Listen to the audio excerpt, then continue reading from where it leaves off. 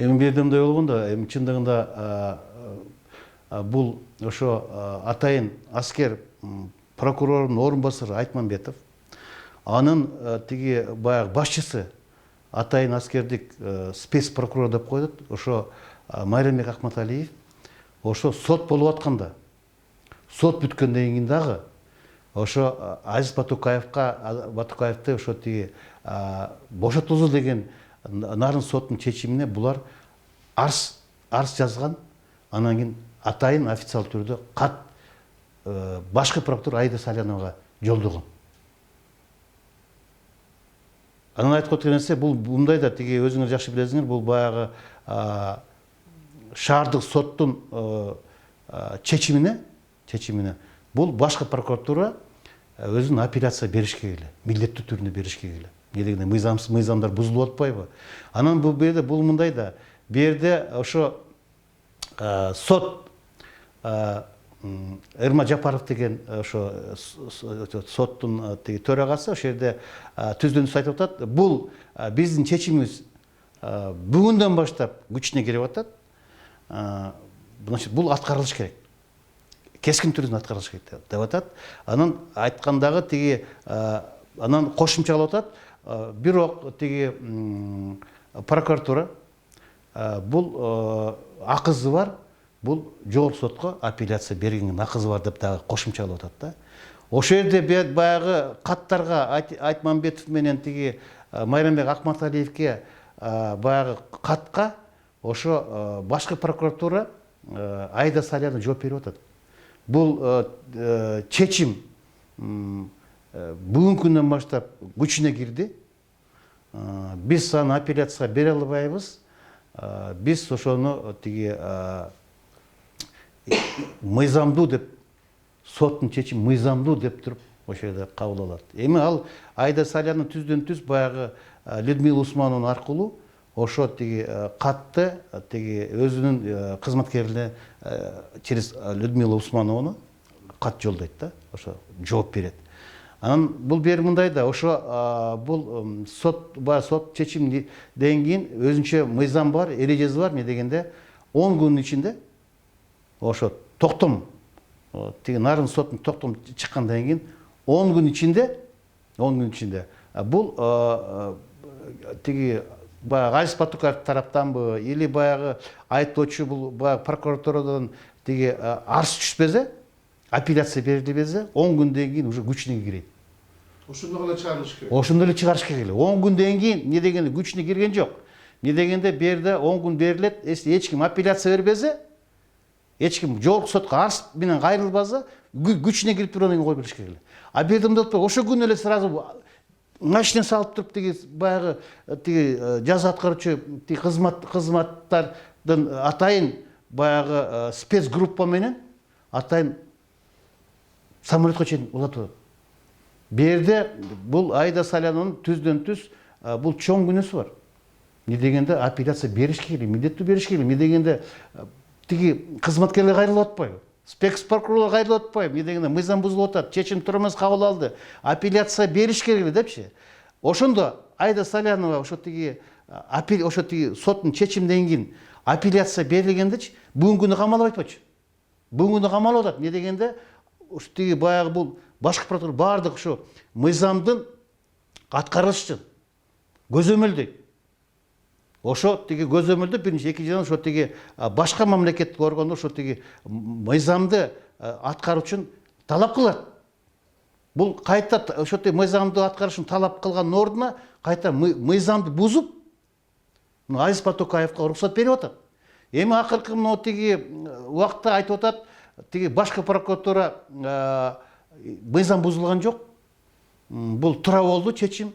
Азиз Батукаевди тиги мыйзамдуу түрдө тиги мамлекеттин тиги сыртына чыгарылды деп атат. Анан да бир сөз айтып атат акыркы убакта. Бул Азиз Батукаевди чыгып кеткенде мен тиги бошотулган чыгып кеткенден билип калдым депчи. Эми бул туура эмес да. Бул калп да. Эмне дегенде башкы прокуратура, эмне дегенде бул жөнөкөй тиги кылмышкер эмес да. Бул баягы Кыргызстанда тиги 5-6 кылмышкер болсо, ошонун бирөө Азиз Батукаев болгон. Мамлекетти бардын тиги коркутуп, үркүтүп, ошо тиги туруктуу жашоолорду бузуп турган бул мыйзамдуу уруу болчу. Эң баягы чоң кылмышкер болчу. Анан ошо көзөмө салбай, анан билген жокмун. Анан тиги самолет учуп кеткенден билген бул туура эмес ал. Анын үстүнө Ички иштер министрлигинин полковниги уюшкан кылмыштуу топтор менен күрөшүү боюнча адис Рафик Мамбеталиев ошол кезде анын бошотканын угуп, нарында эле бошоп аткан сот чечими. Зарылбек Рысалиевке чалдым деп телефон чалдым деп интервью берип атат да. Эмне бошота салсың? Мен азыр жолдон кармайм муну десе, Зарылбек Рысалиев жок тийбе. Ал жогору жактан ошондой команда бар деп тыйып койгонунун жөнүндө интервью берип айтып атат. Ошол кезде бардык эле билген экен. Ошол кезде Ички иштер министрлигинин кызматкерлери билген экен. Батукаевди мурун камап киргизгендер билип, биз токтотолу, эмне болуп атат деп айтышкан экен да. Анан жогору жактан эмчин тычып калышкан экен. Анан мен кошуп коеюнчу беденчи. Бул мындай да. Бул Азиз Батукаевди дагы кармаш оңой иш болгон эмес. Бердечи, бул берде Кыргызстандын баягы укуктары тебеленип атат. Биринчиден. Экинчиден, мынагу айтып коюш керекпиз. Биз бардыгыбыз эле жамандап атпайбызбы тиги эмеле тиги укук органдарды, кызматкерлерин. Берде укук орган милициянын кызматкерлери күнү түнү уктабай, өзүнүн баягы тиги ден соолугуна, өзүнүн өмүрүнө тиги зыян көргөн баягы тийиштүү эмеге карабай, булар ошону Азиз Батукаевди кармаган. Аны өзүңүз көрүп көрүңүз, Азиз Батукаевди 5-6 жыл аңдышып, уктабай, эметип баягы тиги кармап, аны алып келсе, баягы Рафик Мамбеталиевди ошолор кармашкан да. Ал айтып атат, эмне дегенде өзүнүн баягы өзүн үчүн баягы эмгеги үчүн ал күйүп атат.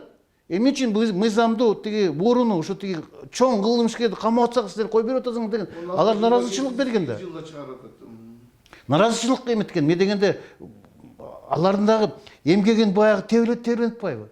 Алар тиги өзүнүн баягы тиги коопсуздугуна карабай, өзүнүн баягы өмүрүнө карабай ошолорду кармап тиги эмеге тиги түрмөгө отургузгандан кийин булар дагы өтө капа болду да. Эмне дегенде мамлекеттик деңгээлинде буну кой, бул баягы Зарылбек Рысалиевич бул баягы мурунку тиги жетекчилерин эмесин буйруун аткарган бул. Эми ушул буйрук аткаруу боюнча азыр ушул тергөөгө ошо Майрамбек Акматалиев тергөө менен кызматташууга кол коюп бериптир. Динара Сагынбаева, саламаттык сактоо министри экс Атахан кол коюп беришип, үй камагына чыгарылышты да. Усманова кызматташып тергөө менен. Бир гана Аида Салянова эч нерсе билбейм, эч нерсе айтпайм, тергөө менен кызматташпайм деген үчүн ал үй камагына чыгарылбай 20 күнгө абакка киргизилди. Анан коомдо моундай бир тенденция жүрүп атат да, тиги тергөө менен кызматташабыз деген Атахан, Ахматалиев, Сагынбаева булар саткындар экен, эски шефин сатып кетишип айтып атышат, көрсөтмө берип атышат мурунку шефтердин буйруктары. Аида Салянова эркек экен, шефин буйругун айтпай сатпай атат деп. Бул боюнча оюңуз кандай? Эми бу жерде мындай да, эми чындыгында ошондой ой пикирлер, ошондой сөздөр болуп атат. Не деген айтып кое турган нерсе да, например, Шамил Атаханов, анан тиги мурунку саламаттык сактоо министри Дамира Сагынбаева, даже Зарылбек Рысалиевтер, тиги спецпрокурорлор тиги азыр бул күндө ошо тергөө кызматтары менен кызматташып атат деген мындай эме болуп атат, ошол уй камагына чыгат. Эми бу жерде мындай да, эми бул алар Азиз Батукаевди чыгарган азыр кызыктар эмес болчу. Аларды көбүн мажбурлаган, кыйнаган, мажбурлаган. Эми бул бу жерде мындай да, чындыкты айтса, эмне ошо саткын болуп калабы? Саткын болбойт. Аткан болбойт. Не дегенде алар деле өзүнүн баягы жашоо турмушу бар. Балдары бар. Эми үчүн башка адамдын баягы кылмыш бузууга булар жооп бериш керек. Мен ойлойм булар тиги чыккынчылыкта эмес, булар чындыкты айтып берип атат. Ким берген буйрук? Ким кызыктар болгон? Тиги Аида Салянованы баягы тиги кече күнү эле белгиленип калды, тиги эме жүрөгү двойной порок болуп ооруп калыптыр. Тиги мурун андай сөз болгон эмес, диагноз болгон эмес, ооруп калыптыр депчи. Анан бул мындай да. Сиз Аида Салянова менен бир партияда болгонсуз 2015-жылы. Эми 2015-жылы баягы Атамбаев буну иштен айдап бергенден кийин ал мага келген, Аида Салянова. Өзү баш болуп келип, ошо кызматташайлы партияңыз бар экен, партия менен парламент шайлоо барабыз деген мындай сунушу болгон. Но тилек каршы не дегенде баягы жаңы кызматташ тиги убакыт башталгандан бери мен ошо өзүмдүн шарттарымды койгом. Ошо шарттарын бул Аида Салянова аткарбай койду. Түздөн түз баягы тиги партияны баягы уюштуруп, аны мен болсо тиги аны төрайым болуп шайлап, толук камдуу документтерди өткүзүп берип, өзүм тиги полиция сиз белеңиз. Партиянын ээси мен болчумун да, учредитель мен болчумун. Ал Жарык Кыргызстан деген партия болчу. 2005-жылы түзгөн мен. Ошо мен учредитель болуп, ошо партиянын ээси мен болчумун. Анан ал болсо кайрылып, ошо партияны атын өзгөртүп, перерегистрация кылып, парламент шайлоого барабыз деген анын сунушу болгон. Менин сунушу болгон эмес менчи. Анан тиги ата мекен менен ыргып кетип, бизди көчөдө калтырып коюп, аябай мындай тиги ошол жерде саткын десек болот. Сатып кеткен биздичи. Ошол жерде бизге бир сөз айтпай, мен баягы тиги ошо партиянын тиги учредители болуп, партиянын ээси болгону мага айтыш керек эле, айтпай сатып кеткен биздичи. Эми буну Аида Салянованын тиги тюрьмага камаганган менде мүмкүнчүлүк болгон. За мошенничество депчи. Мени алдап кеткен. Мен битке акчамды алдап, тиги выборга жөнөтүп, акчасы жок калган. Ал болсо айткан, ушу тиги акчаңызды жумшай бериңиз деп өзү суранган. Анан тиги акырында бизди баарыбызды тиги көчөдө калып, партия тиги ата мекен менен кирип кетип, ошол жерде көп ызычуу болгон. Ошондо тиги мүмкүнчүлүк бар эле, ошо шарттар бар эле. Сотко берип, буну камакка тиги за мошенничество деген ой пикири бар эле. Но көп айтты. Эми тиги аял киши, жаш баласы бар, теңелбеңиз. Кудайга калтырып коюңуз деген мен. Кудай өзү тиги өзүнүн баягы жазасын берет депчи. Мына жазасын берип атат.